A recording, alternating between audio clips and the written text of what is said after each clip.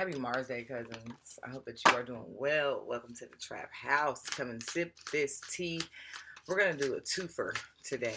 We're going to read the energy for the collective and for Patreon, but they will not be together. So only the Patreon subscribers will get the extended version. So make sure you tune in for that.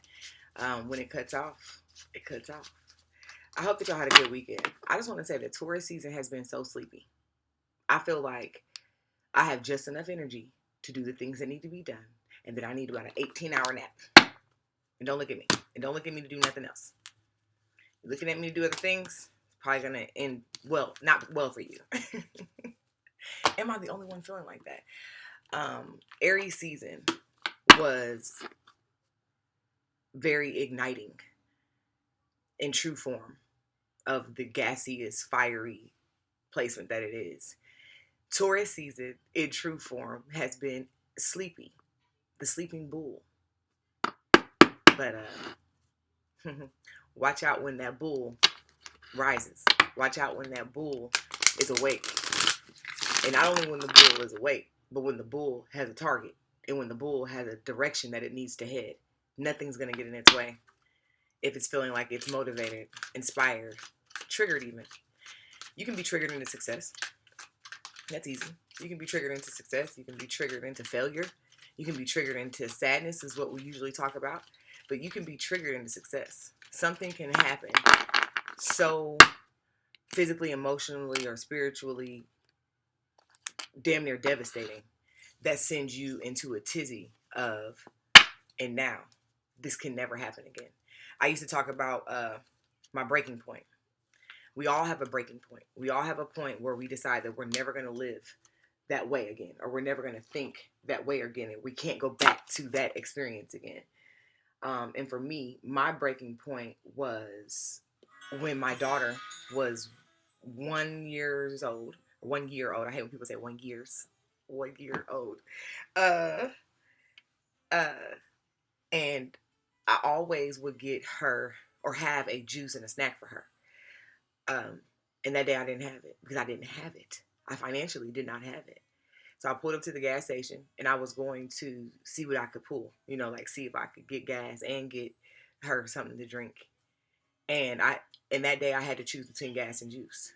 And so of course I chose the gas, and I had to deal with her whining and crying for that 20-minute ride home because she's used to being supplicated at that point. She's used to getting out of the chaotic daycare and into mommy's quiet, comfortable ride home with her juice and her snack, and she did not have those things, so she was uncomfortable. And I was just so sad because I was so devastated at that point.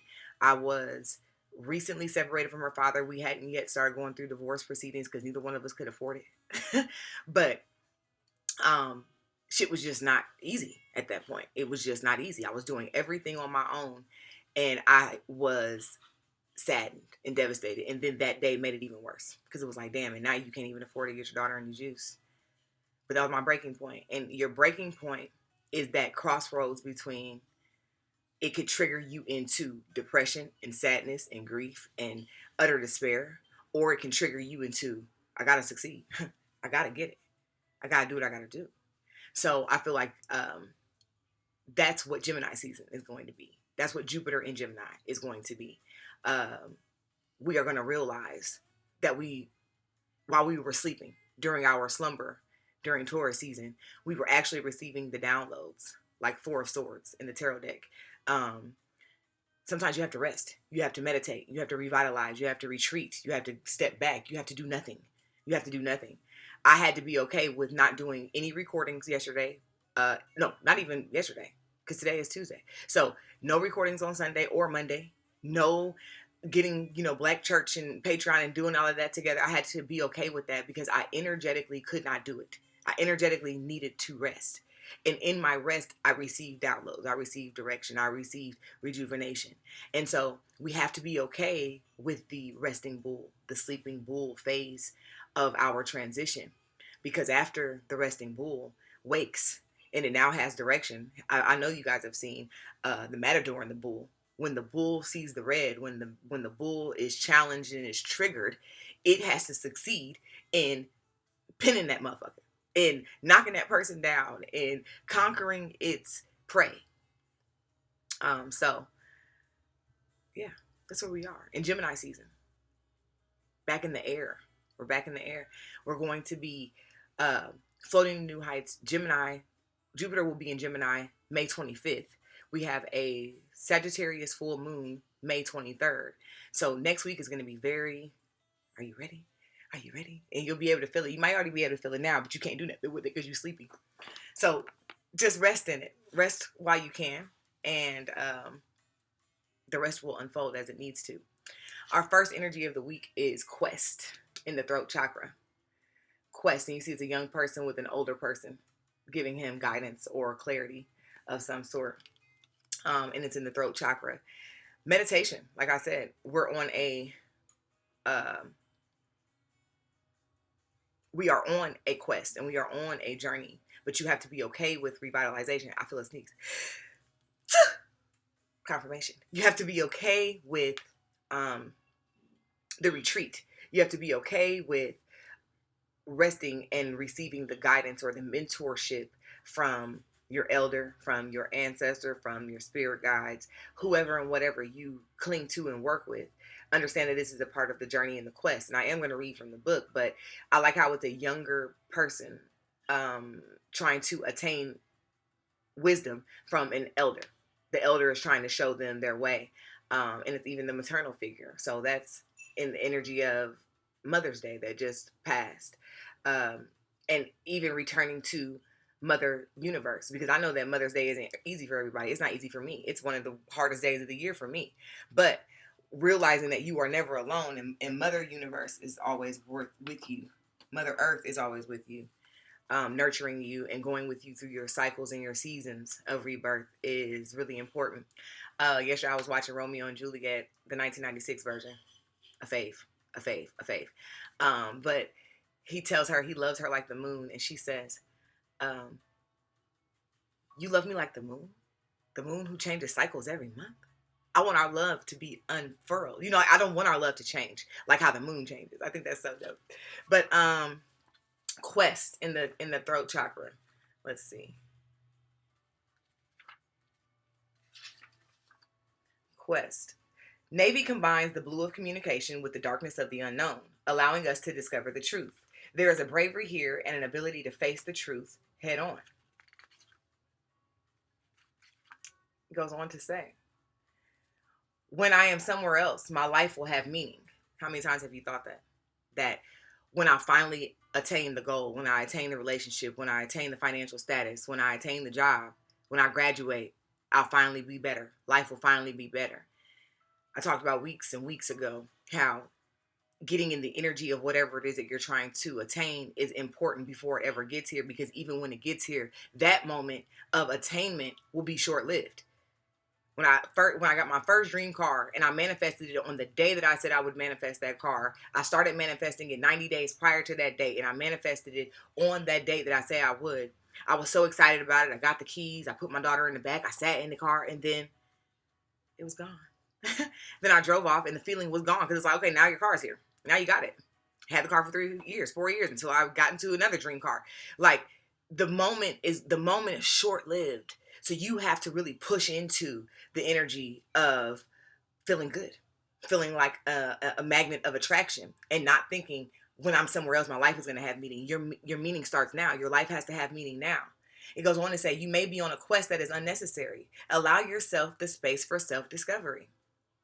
That's also what this whole season has been about. I mean, and I'm talking about eclipse season into retrograde season into now, where we are resting from the turbulence of what we learned and what we uncovered during that time.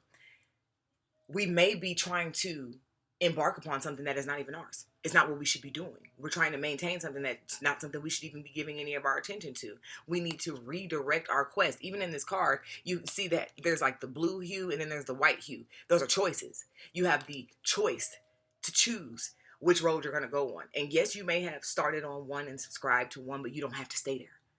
That the same goes for friendships and relationships and jobs. The minute you feel like this isn't for me. And I've told y'all before again about human design. On my Patreon, I have videos on top of videos that literally go through each part of the human design chart that break down what it is, and you can have your own chart and you can look and compare and contrast and learn more about yourself. But again, when you're moving in your human design, you'll never commit to something that's not for you. You'll never be embarking on a quest that is not your quest again, because you'll be able to respond and hear how your internal systems are responding with you. It says, time for personal inquiry. It is time to take a risk. Where in my life do I need to walk my talk? It's easy to say you're going to do it, but now let me see the proof in the pudding. Be open to wisdom. There are imagined dangers. Be committed to your path. Have courage on your journey, and you will receive the answers. Imagined dangers.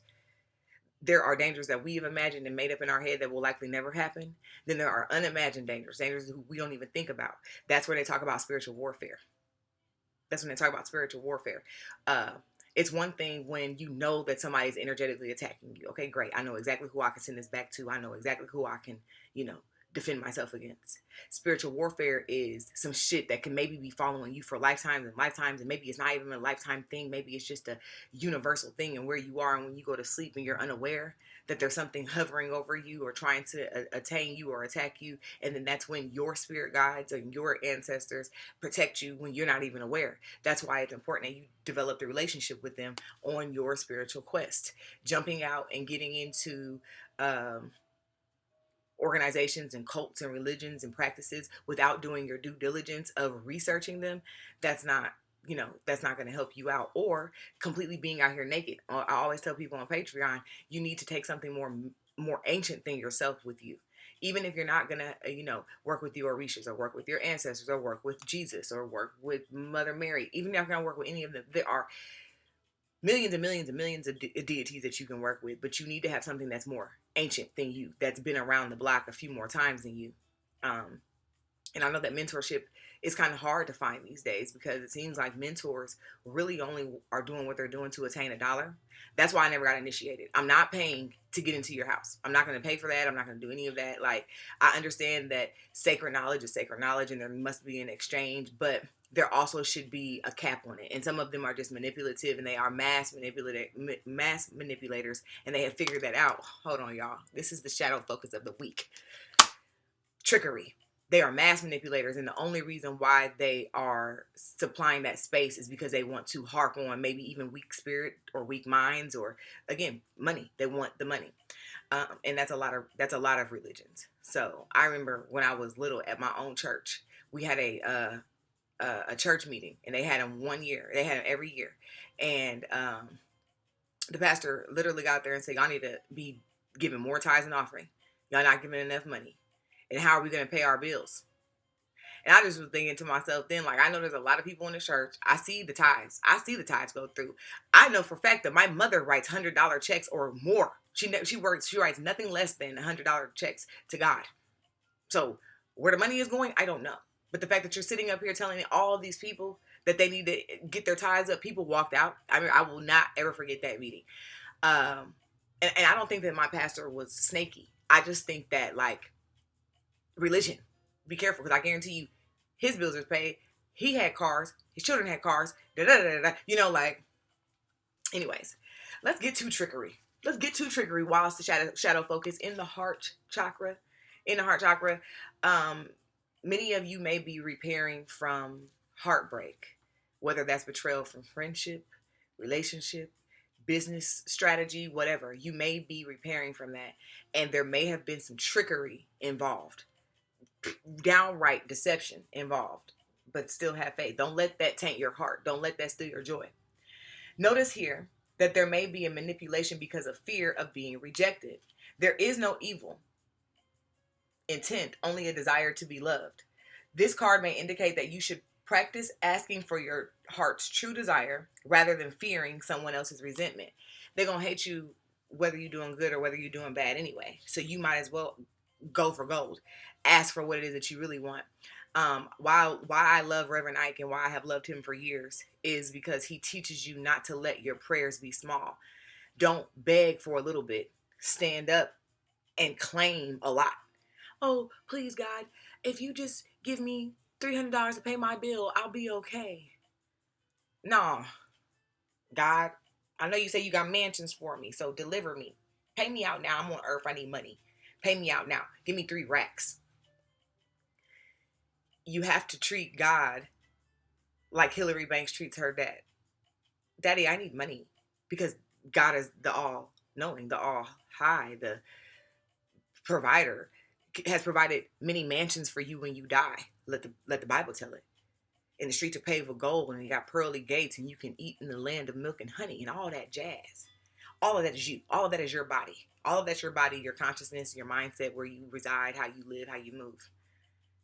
But you have to be willing to demand what you want and not be tricked into thinking that what you are desiring is too big, or it's outlandish, or it's not attainable. The tempter is as guilty as the thief. During trying times, things may be easier if you ask for help. Don't be disappointed if assistance does not come from the place that you expect.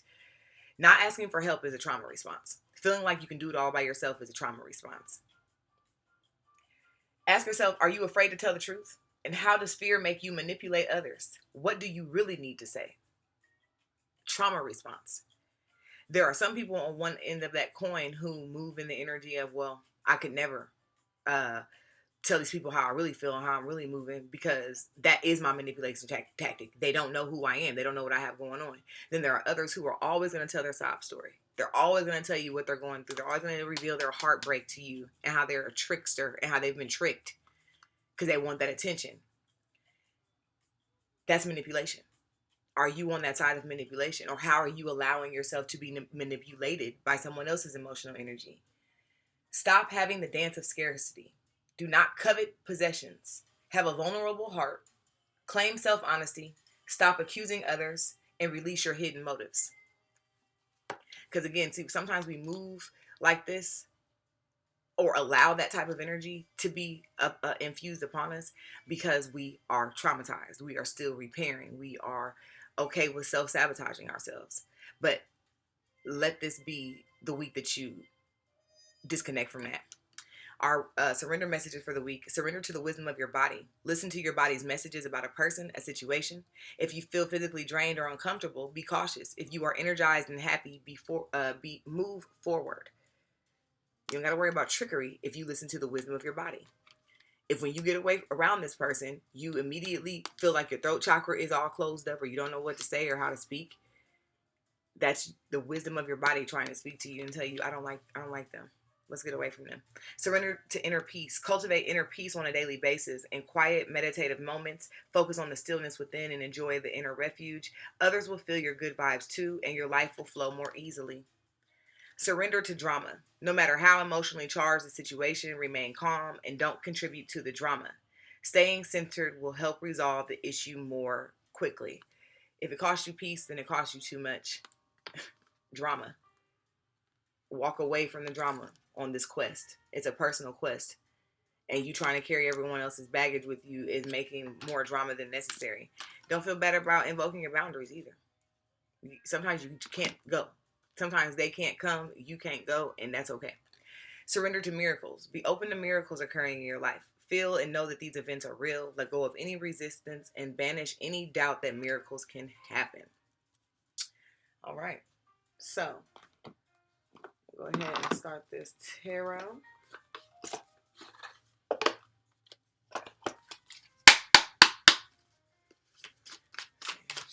Week, spirit guides, high God and goddess, ancestors. Where's my tongue, and mouth, the balance? It needs to be heard. I had posted a video on my Instagram on Saturday of me tending to my plants. I became a plant mom in November. Actually, when my dad died, somebody bought me plants instead of flowers. And I'm just like, I love that. I love that happened. I've never had that happen before. And there was 3 of them. So I usually kill everything. There's not one thing I've been able to keep alive. No plants I've been able to keep alive. And I've been keeping it alive since November. So I'm so proud of myself. So I was like, I need to repot them because the soil looked a little. So I was like, let me see if this is a thing. So I asked one of my friends who's really into planting. And she was like, yeah, go ahead and try doing that. And then make sure they're getting enough sunlight. And so that's what I did on Saturday. Because my mother was always in the garden. She was always planting something. She was always pruning something. We were always at a greenhouse. always. And people in my family used to say that my mom had a green thumb. And I remember the first time I ever tried to grow anything and I couldn't do it. I said, "Oh my gosh, I don't have it. I don't have it." And maybe it's because I'm adopted. Maybe it's because I don't have her blood. And I remember I heard her tell me in download one time since her passing, "You do have a green thumb, but you just don't have the time. You won't spend time with the plant nurturing it. You won't spend time at home watering it. So therefore, you won't be able to get the same results." So here we are. And I got to do that. But as I was repotting my plant, I got the download of, sometimes there's nothing wrong with you. You're just in old dirt. You're just in old soil. Your soil needs to be turned. You just need a little more sunlight. You just need a little bit more water. There's nothing wrong with you. You just need maybe a new pot. You just need to be repotted. And this is the season of repotting. It's okay that you were planted in some dirt or soil or an environment that maybe wasn't native to the type of plant that you are, but still you thrived. Still you survived. Still you came out with these big, beautiful leaves, and your health and your ability and your capability is still there. But now that you know that you are a different plant than the environment that you live in, now you can choose to go live in the right environment, or at the very least get you the right kind of heat lamps. Get you the right type of hydroponic system, repropagation system, all that. I don't know what any of it means, but I just know that it has to do with plants. Maybe now you know how to do that, or you know what you should do. So now watch what happens when you're actually in the right environment and you're able to grow and thrive and tap into something, a beautiful new beginning. That's amazing. That's absolutely amazing. So I don't know who needs to hear that, but there's nothing wrong with you. You just need to be repotted. You need some new soil. The new soil may be you need new friends. You need a new relationship. You need a new job. You need a new mindset. Because none of those things can come to you until you change your mind and how you think about things.